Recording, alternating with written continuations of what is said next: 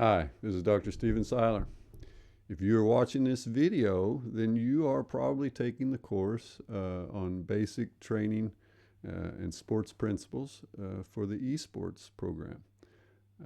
And I am a professor in exercise science or sports science, and I'm going to talk to you about that training process because I've been working on it with athletes, with coaches, with different teams around the world for about 25 years.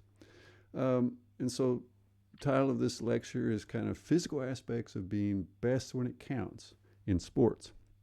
Now, go to my screen. Hopefully now you're going to see a presentation. And the first thing we might ask is, what's a sport? Obviously, this is a very debated topic. And esports have definitely challenged us again in terms of what's a sport, what's not a sport, does it matter, and so forth. But the Merriam-Webster dictionary says it's a contest or a game in which people do certain physical activities according to a specific set of rules, and they compete against each other. All right? Obviously, lots of possibilities there, and there are over 800 sports on a list I found of all the sports they could find. So lots of possibilities, and of course there's different categories of sports. And how do you categorize? Well, you can say there's individual sports, there's team sports, there's partner sports, there's extreme sports. Within team sports, there's different kinds of games like invasion games and net games and target games and so forth. So there's different ways of cutting up the pie. I kind of like this one here that you can read about in this link that's in your presentation that you have available, and that is that there are invasion games, measurement sports like 100 meters dash or weightlifting. There are bat and ball games like cricket. There are judged sports like gymnastics or diving, where there are judges that are putting a number to the quality of the performance. That would include skateboarding, things like that. And then, of course, there are combined sports that involve some aspects of more than one. Now, invasion games includes things like both boxing, but also rugby, football, basketball, and so forth. So either a one-on-one invasion, trying to overwhelm the opponent in different ways, take over their territory, that is incorporated into that idea of invasion. And obviously a lot of the most popular esports games are invasion games in a digital format. Now, I don't need to tell you this, but sports and esports are big business. Okay, and so it's interesting to kind of follow the pathway and see how has traditional sport developed and how is the training process developed there, because esports is following that path very similarly. It's just happening much faster, I would say. Okay, and here, the reason I'm speaking to you today, I am a professor in something called sports science with a specialization called sports physiology, and a focus on talent development and performance development and endurance. People like me exist, and our training exists because of the development of sport, and because that the sports have developed, the professionalization, the performance optimization process has developed to the extent that there is an ecosystem of support that's being provided to athletes at in their clubs or at the national team level and so forth. This is just a set of different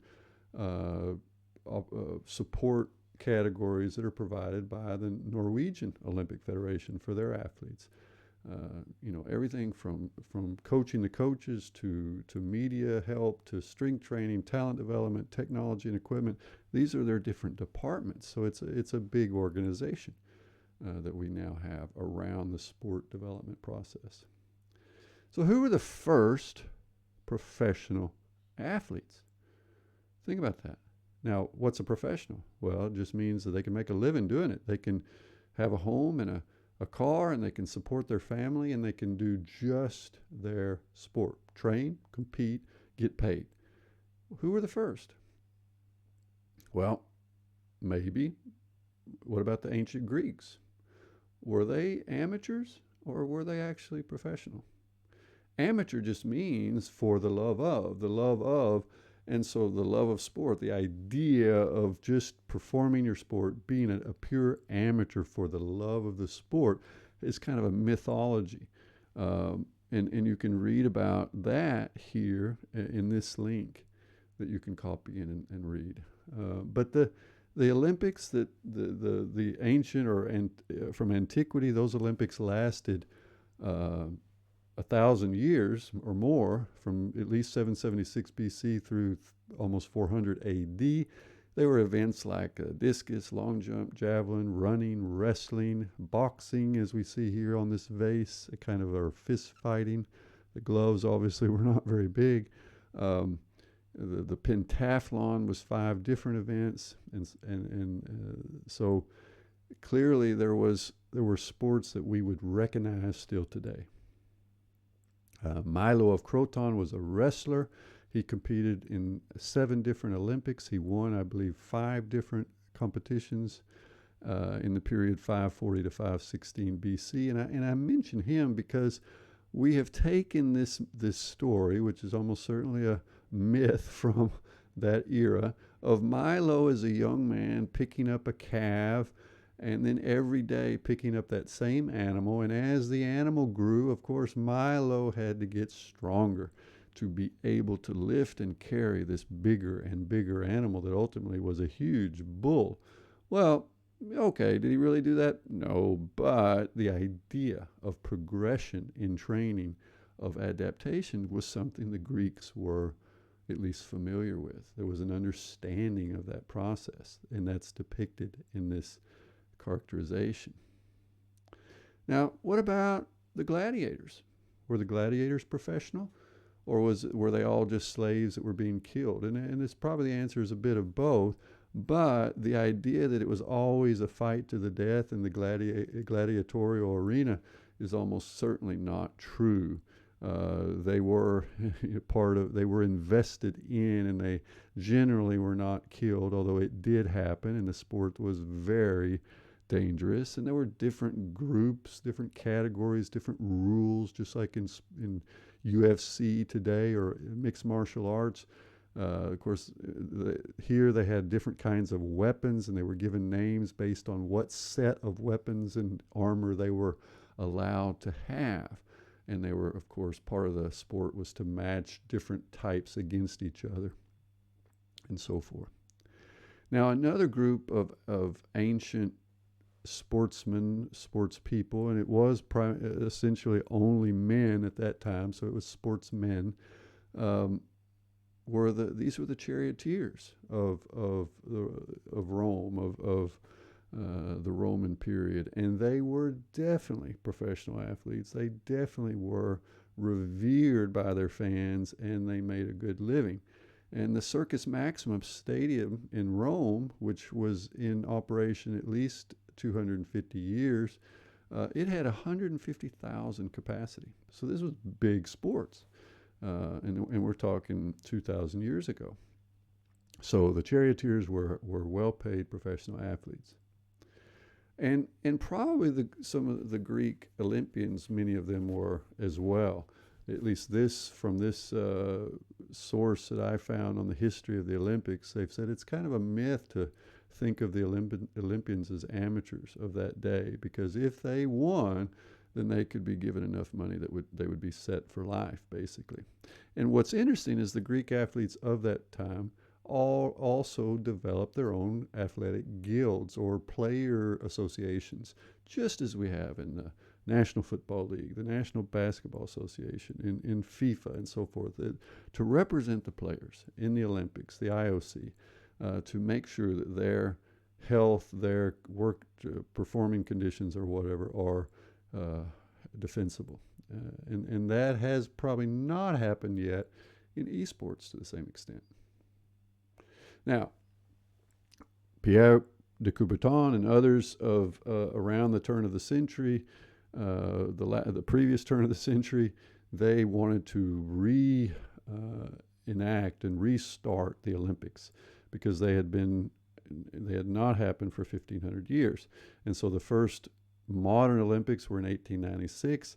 I'm not sure we would think of them as modern today, but the athletes were definitely more amateur in their training in terms of how much they trained and so forth. There are many stories about that. But this is, they used the ancient stadium and they revamped it, and this was the opening ceremony of the 1896 Olympics. I've been at this stadium. It's still a wonderful place to visit.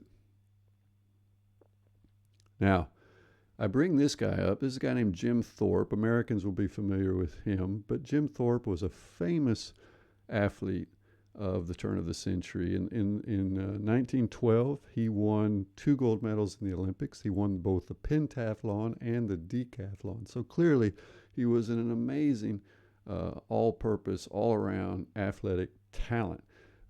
He was of the day. He was a big, strapping man of 185 tall, 92 kilos. He also played American football. And this ultimately was unfortunate for him because it was just semi-professional. He made a few dollars, and he was stripped of his gold medals because it was discovered that he had received money when playing for this semi-professional football team. And ultimately, long after he died, those medals were given back to his family. But the idea of amateurism was very prevailing. Olympic athletes were supposed to be amateurs, and Jim Thorpe had played some semi-professional football. And unlike many others of the day, he didn't change his name so that no one would notice, which was the common thing that they did. But he was also a great baseball player, a lacrosse athlete. He even won an intercollegiate ballroom dancing championship. So truly an all-around athlete of that era. And that era was different. This is one of the first books about training. This is from 1866, so even 50 years prior to Thorpe's heyday period. But this was describing the best practice for rowers on the Thames River in London in 1866. And they would get up at 7 a.m. and go out and run maybe 200 meters. That's not very long or very far. And then in the afternoon, they would row up to the starting line and back on the Thames River. So that might have been 4 miles or about 7 kilometers. And that was their training session. And that might have, with some goodwill, lasted in total an hour, 75 minutes. And maybe they did this 3 or 4 days a week. And that would have been an appropriate training load for these amateur athletes, who again would not have competed against the so-called professional watermen, men that made a living rowing on the Thames, delivering goods and so forth. They were not even allowed to compete against these aristocratic amateurs. So that was kind of the nature of training in sports in the Olympics leading up for many years. It was more of a aesthetic of amateurism. And then things changed. And I would say they kind of reached a turning point in the 1952 Olympics, the Summer Olympics held in Helsinki. And this was post-World War II. Clearly, the Cold War had taken its effect. We were seeing this polarization of countries around these two fundamental political mindsets of democracy versus communism, and countries aligned with these different axes. And you started to see this also in sports. And so in some ways it was positive that sports became a geopolitical proxy, a competitive arena that didn't involve bombs and guns, but it did involve heated rivalries and duels between different countries, like the United States and the Soviet Union. And so in the 52 Olympics, the final of the 3,000 meter steeplechase was kind of really represented this, because the two main protagonists, one was Vladimir Karamsev from the Soviet Union. You see him on the left in that black and white picture. Horace Oschenfelter on the right. They're coming out of the last water obstacle, and Kazantsev trips up a little bit. It gives Horace Oschenfelder just enough of a lead that he wins the gold medal in the 3,000 meter steeplechase. What's interesting is that Kazantsev was a KGB operative. Oschenfelder worked for the FBI in the United States. So it really did kind of highlight this Cold War reality. And it's tipped off the beginning of a modern era in sport where the training loads, the professionalism, the development of national teams and so forth became much more like what we would see today. And you had this perfect storm of conditions, that better quantification of performance with stopwatches and other tools. You had the Cold War, and you had television, which represented a huge interest arena for the fans, but also a source of income, source of money. And so where there's money, there is going to be a professionalization, and this happened in sport. And the training loads have increased. Here's a study I did with a rowing expert in Norway. We were looking at how the training loads of Norwegian medal winners had changed from the 70s to the 80s to the 90s. And this was the general trend, is that generally an increase and less of an off-season. And now from the 90s and on, we saw just a year-round training load that was essentially the same. Now, training, here it's just showing a number that represents a pace on a rowing machine, just to say trying to improve some physical performance ability. It usually involves training the brain, might involve training the heart, training muscles, training different aspects of muscles like mitochondria, like muscle fibers, and making them bigger or more enduring or so forth. And we think of this as always positive, but in reality, training is a balance. It's a balance between stimulating adaptation, but also doing damage, stress, because training hard is stressful. Training hard does things to the body. And so, for example, training can damage tendons and muscles and ligaments. It can create immunosuppression, where it's easier to get sick. It can create psychological fatigue. It can do lots of different things to athletes that make their health actually worse, particularly when they're training a lot. So it is this balancing process that becomes more and more challenging as you train more and try to maximize performance. So nowadays we have modern facilities that are dedicated. Here's a gymnastics facility. Here's a rowing facility for training. Here's a facility in France. It looks like golf and football and so forth. And we have lots of training camps where we send our athletes, whether it's to altitude or to these dedicated facilities where they are only with each other and they are basically just eating, sleeping, and training. We try to eliminate other life stresses, other things they need to do in the hopes that will improve the training process. And even individual champions like Eliud Kipchoge, the marathon world record holder, he wants to train with others because it is psychologically supportive. He gets good matching and so forth. And so training camps are very normal. And all of those characteristics, all of those developmental trends in sports, we're seeing in esports with dedicated facilities, with gaming houses, with high-tech feedback so that they can see how they have performed and so forth. This is all happening in the esport competitive arena. And it's happened very fast because as far as I can tell, doing some internet research, this is the person who's considered quite possibly the first professional esports athlete, Dennis Fong. And this was 1997. So that's 25 years ago.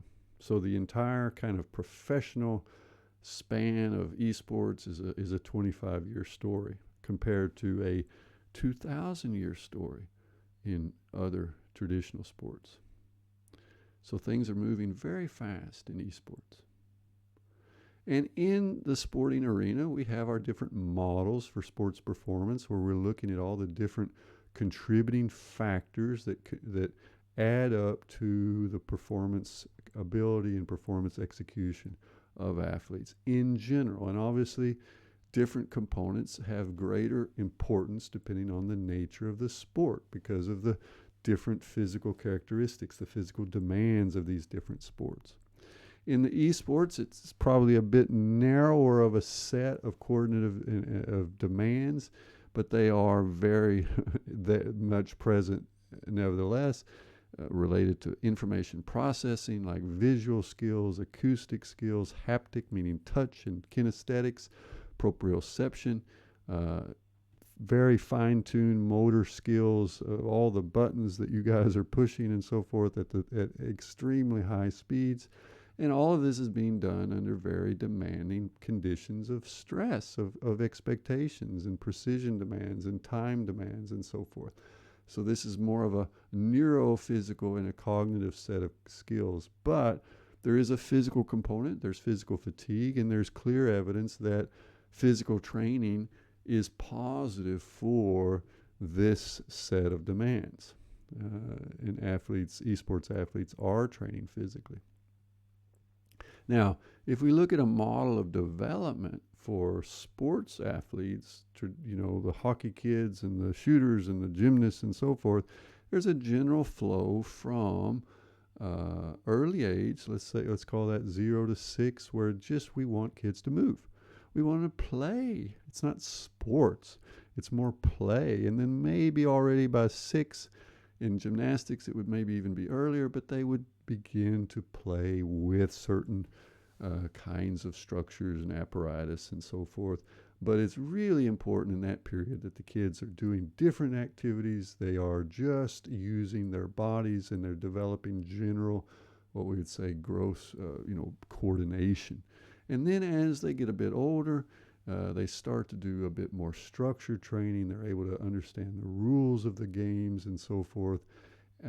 But during those phases, it's very difficult to predict anything about which kid is going to end up being really good at something, because they're growing at different rates. And so the kid that's a fantastic phenom at 10 may have already is maybe quite average at 16. And so that's just normal, and it's very important to understand. And then as they hit 15, 16, often we'll see, in typical sports, we'll see that the athletes will be encouraged to start to specialize. They'll start to cut out some of the different activities they're doing. My daughter she played soccer and track and field and did dance from the age of 9, and she tried Taekwondo for 2 days. And that turned out not to be a big thing for her. But she sampled different things. She did many things at the same time. But then eventually it was competitive dance from 9 to 19, competing nationally and internationally. So a very typical kind of movement towards a specialization. And then, of course, some athletes will slowly work their way through the regional and national and international process of tournaments and rankings and so forth. They will make regional and national and international teams, and some of them will have careers as professional athletes representing their country or their trade team. And eventually, all of them will reach a point where their body or their brain says stop. And that transition out of a sporting life into being a so-called regular person is challenging often for high-performance athletes, because they have had a very structured life built around a very simple set of tasks that they tried to do better than anybody else in the world for many years. And then they have to move into, what should we call it, a regular life. And so even now, national sports performance organizations like Olympiatoppen or the U.S. Olympic Federation will work with this transition to help their athletes make that, get into a regular life again. So sports involves training, and training in sports has become a process that's well planned. at least when it's done well. And that planning process starts with goals, and goals change, but goals, what is the goal of the training? What is the goal that I'm trying to achieve? And then a realistic assessment of where I am as an athlete relative to the demands of my sport. That's the starting point for goal setting. And so we do things called demands analyses, where we look, what are the demands of this sport? What are the endurance demands, the strength demands, the flexibility demands, or whatever they may be? And then we do a capacity analysis. We test athletes in different ways, physical tests, to see where are they relative to the demands. And then that creates the conditions that, for developing training programs. And we do what we often would call a gap analysis. Where is this athlete when it comes to their coordination? Where are they in terms of their tactical awareness? Where are they in terms of their endurance, and so forth? And so some of those gaps may be bigger than others. That will influence how we prioritize different parts of the training process, comparing current situation with goal. And then we'll think about dose response. How much training to achieve what change? And so all of that will add up to the development of a training plan that's based on scientific evidence, based on practical experience, and so forth. And that plan is going to have to be adjusted as we go. So training then is a continuous, planned activity, but it also has to be a flexible process. You can't just write a plan, push a button, and expect everything to happen. So we develop a holistic plan through goal setting, through that demands and capacity analysis and gap analysis. We have long-term and short-term plans, meaning we might have an annual plan, and then we break up the year into different phases based on the competitive schedule and so forth. And we then monitor, we execute the training, we execute the competitions and recovery. We pay attention to, individual differences. That's tough in a team setting, but athletes respond differently. You can have two athletes that are both fantastic, but one athlete needs a little bit less training, or they get tired easier. So we take those things into account. And then we document and we evaluate. How did the training go? What were the changes? Did we achieve the goals? And then that documentation creates the feedback information. So it's a continuous feedback process.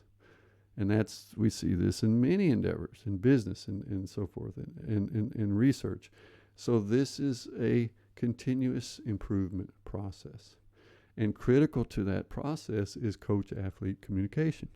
Obviously, in the traditional sports environment, coaches are very common. Most athletes have coaches if they're at a high level of performance, and that communication process is super important. They have to trust each other to be able to be honest about what is happening and what are the perceptions.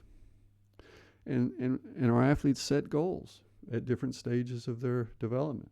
And those goals we often use this SMART paradigm. The training goals need to be specific. They need to be measurable. They need to be achievable, ambitious, but realistic. They need to be relevant to the sport, and they need to have a timestamp. We put a deadline on them, not just make them diffuse in terms of when we're going to achieve them. And so the opposite of these would be to say, for example, I'm going to try to get my legs stronger. Well, that's not specific enough. Well, I want it to feel easier. Well, that's not a measurable thing. Well, I want to be able to lift 1 kilogram more in the squat in 12 weeks. Well, that's just ridiculous. That's not ambitious enough. It's achievable, but it'll be achieved in the first 2 days of training. So that's not a good goal for a 12-week program. It's not relevant to learn to juggle tennis balls if you're a soccer player, and although it could be fun. And if you say, well, I'm going to get better sometime this year, I'm going to get 2% better by sometime this year, well, that's not an appropriate time deadline. So this is from Olympiatoppen, where I have worked as a consultant, and I have some knowledge of their thinking and their goals and how they think as an organization, and their main goal, their vision or return that they want to give to athletes is they want to help them to be best at the daily process of training. This is not anything very sexy, but it's what wins. Is if you train well each day and the quality of the training is good, that adds up to success. And then they want to also work on really optimizing the relationships in the performance team around the athlete or around the sports team that's involved. And then finally, they want to be among the best in the world at competition execution, getting on the starting line with everything in order and performing on race day.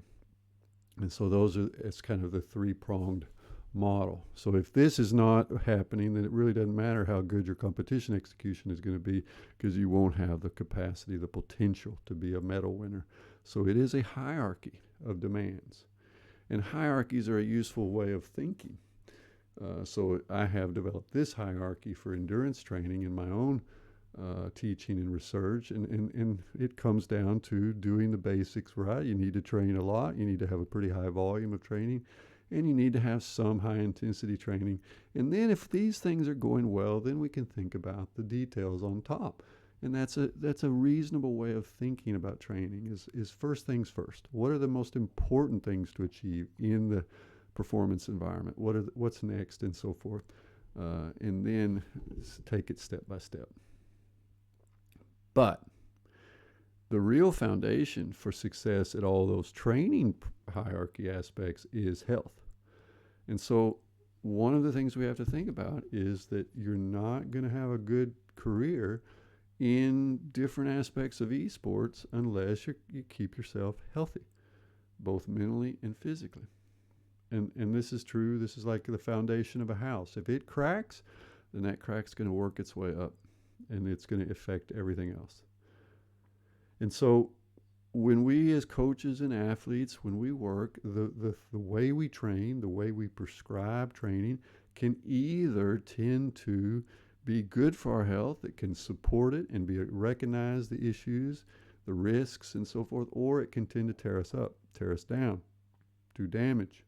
And we have to also remember that when athletes come to training, they bring with them lots of other stuff, lots of other baggage. Their school demands, their work demands, they may be sick some days, they have social stress, they have relationship issues, they may be not sleeping enough because they're training too much and not relaxing, they may not be eating right, they may have some injuries, and injuries don't seem like something you would think about in esports, but definitely it happens. They have overuse injuries and so forth, back, wrist, neck, and so forth. And then there's issues of stress, either because you are a parent or because your parents are stressing you out. And of course, for young athletes, puberty may play in and create its own source of lots of stress. So athletes don't just have to deal with training, they have to bring all these other things in, and they're all different sources of stress. And stress all adds up and gets thrown into kind of one bucket by the brain and the body. So when we think about training, you can kind of think about it in the same way you think about taking medicine. If you're going to take medicine for a cold or for a fever or you have a headache, you will take the amount of medicine that's prescribed on the box or on the the label, and it will be based on research that has looked at what's called the dose-response relationship for that medicine. And usually we will try to take a dose that's in that range that gives a lot of positive effects but has very low side effects, very low risk of side effects. And this is kind of the way training works as well in the sports arena. Most people train somewhere here where they can get a lot of benefit with very low side effects, very low risk of damage. Going out jogging 4 days a week, riding. I train on a bicycle maybe 8 to 10 hours a week, but it's still a very low risk for me to get injured, overtrained, and so forth. But For elite performers, for high performance athletes that are training much more and competing much more, they are at the very edge of what they can handle in terms of training to try to maximize the positive effects. But at that level, the risk of side effects are much higher. And when I use the term side effects now, I'm talking various things, everything from acute injuries to psychological burnout and so forth. And this is what I see when I read about esport, and it's very similar.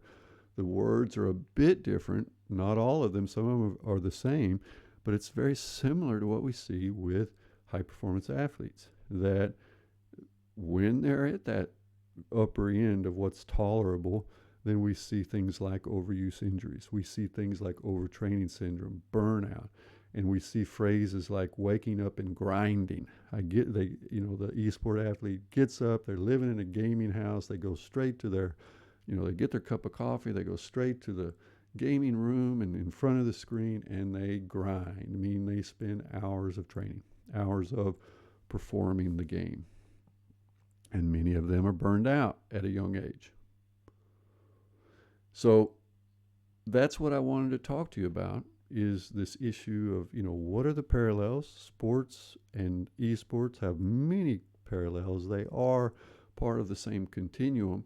And the traditional sports arena has grown, and we've learned. I'll let you see my face again here. We've learned a lot about sports. We've learned a lot about the training process. And I think it is early days for esports. It's a young discipline.